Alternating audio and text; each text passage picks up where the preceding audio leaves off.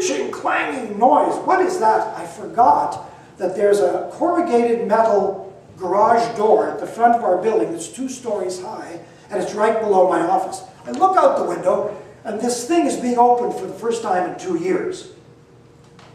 And there's a huge Dolman's flatbed backing into our building, filled with?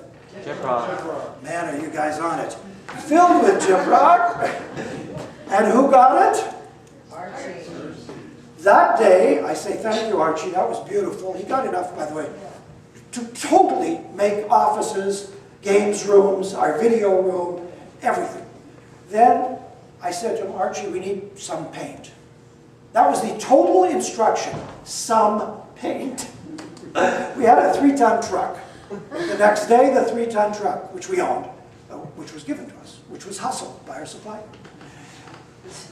He drove in filled with paint. That was Archie. He could get anything. But here is the important story about Archie. And it's a story that I want you to take to heart.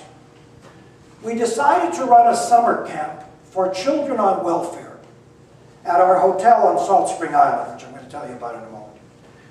Are we okay, by the way? I'm blathering on, but I want you to have a sense of this. So are we okay? Yeah, okay. So we put a sign in the newspaper. If you are on a limited income and your child wouldn't possibly be able to go to a summer camp, please come to the X-Kalay Foundation at 26 West 7th Avenue at 9 o'clock on Wednesday, May the whatever, and we'll talk to you. When I drove up at 9:30, there was a line around the corner, a block and a half long, with single mothers holding their kids' hands. So we went to City Hall, and we said to the geniuses at City Hall, by the way, we're going to take some kids to our hotel in Salt Spring. We have cabins, we have a shoreline, we have a dock, and so, and we have boats, and so. We're going to take them for a camp experience. We're thinking, 8 or 10 kids for a week at a time, and we'll do this all summer. And they said, yeah. And we said, well, could you help us, with some money, buy some hot dogs and so on?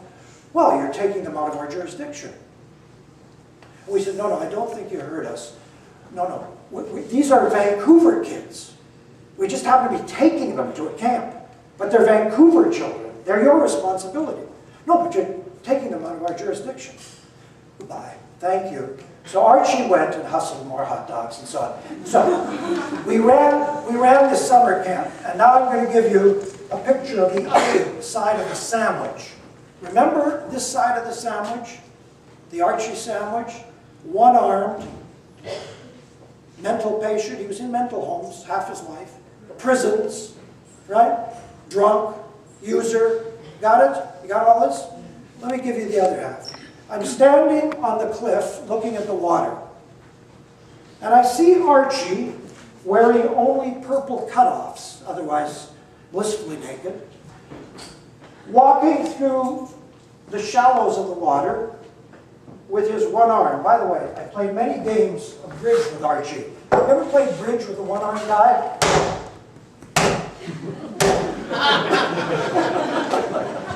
It's funny to play bridge with a one-armed guy. He was very good at bridge, by the way.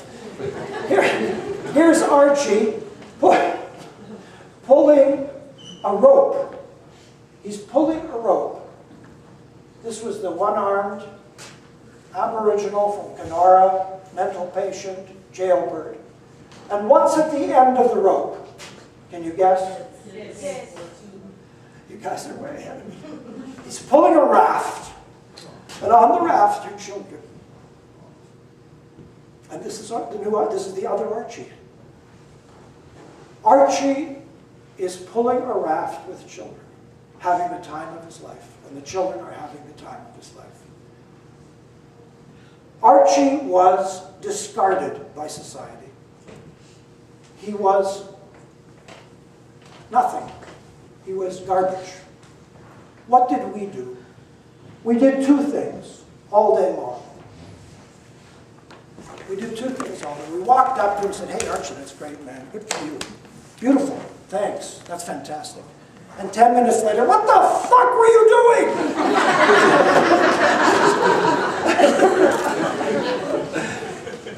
We hugged him, we loved him, and we kicked his ass. In other words, we gave him what he needed. What he needed was love and affection and attention, and he needed his ass kicked. And the punchline is that he got married and had 2 children, and he was a wonderful guy, and he's pulling a raft with children. Is it awesome? Isn't it awesome? It kills me every time I tell that story. Anyway, where should I go from here? I'm going to close this shortly. Salt Spring. So we decided we need a retreat. So we found this hotel, and we bought it for a comically little amount of money. And here's what we used to do to people, just to screw them up. It was very funny. We do this just for fun, just to torture people. We'd call a guy into the den, and we'd say to him, okay, buddy, what's your name? Paul. Paul, this is going to be tough, I know, but you're going to have to get up in the morning. This is in Vancouver. You're going to have to get up in the morning. You're going to have bacon and eggs looking at the water. You're going to have to work for a few hours. Then you'll have to take a boat out, go fishing, I don't know. Then you'll probably have to play the guitar for half an hour. Then, I don't know, you'll probably have a cheeseburger and fries and a chocolate shake. Then you may have to go swimming. I don't know, Paul, can you handle this? Oh, yeah. And we'd send people to our Salt Spring facility, which was idyllic. It's like dying and going to heaven. Do you need someone here? You look like you're looking for someone. You need someone? You okay? Okay. So, I won't tell you more about Salt Spring except that a guy named Marvin ran it for a long time. And I'm going to tell you Marvin's story, which is short, and I hope most of you men will identify with this. Marvin was in Matsui Penitentiary. And Marvin said to me, sitting on the deck at Salt Spring, because we built a 40-foot butterfly deck for our restaurant, which I'll explain in a minute. And Marvin's playing the guitar, and he says, David, did I ever tell you how I came to X-Kalay? I said, I have no idea. He said, I was in Matsui, I was a prisoner, and I applied for a 3-day pass. Why did he apply for a 3-day pass? Because he's a saint? Because he wanted to do something useful? All that laughing says you understand. He applied for a 3-day pass, A, so he could get out of the joint for 3 days, and B, so he could sit on the sofa, smoke cigarettes, and plot his escape to the downtown so he could score. Of course. We understand all of this, but that's not what happened. Marvin was met with a surprise. What was the surprise? It was a tool belt. He arrived, and we were building, remember gyprock? We were building these rooms with gyprock and painting them. Somebody put a tool belt around my waist, he said. And I had a hammer and nails and these sheets of gyprock. And I'm, working, and then we take a break and I have coffee and I talk. And then I have lunch, and then I'm working some more, and then we have a shower, and we have this fantastic meal, and then somebody hands me a guitar, and you know what happened? I met people with purpose. I met people with a common purpose. I found a place.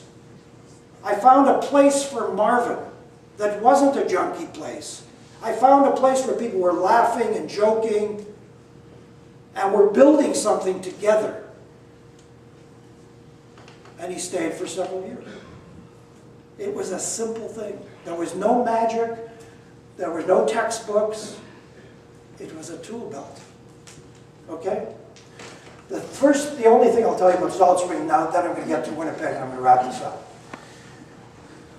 Salt Spring, we bought this place for ourselves. We had no plan on running a business, but we were already running businesses. Quickly, how did we run businesses? The guys came to me, 3 guys came to me, they said, David, there's a Shell station that's empty at Broadway and Collingwood. I said, really, Shell? Rotary phone. This is way back. It's 1970. Oh, hello, Mr. Shell. My name's David Berner. I'm the executive director of the X-Kalay Foundation. We run a residential treatment center for alcoholics, addicts, sex cons, and others. And I got an idea where you could make money and I could make money. We both have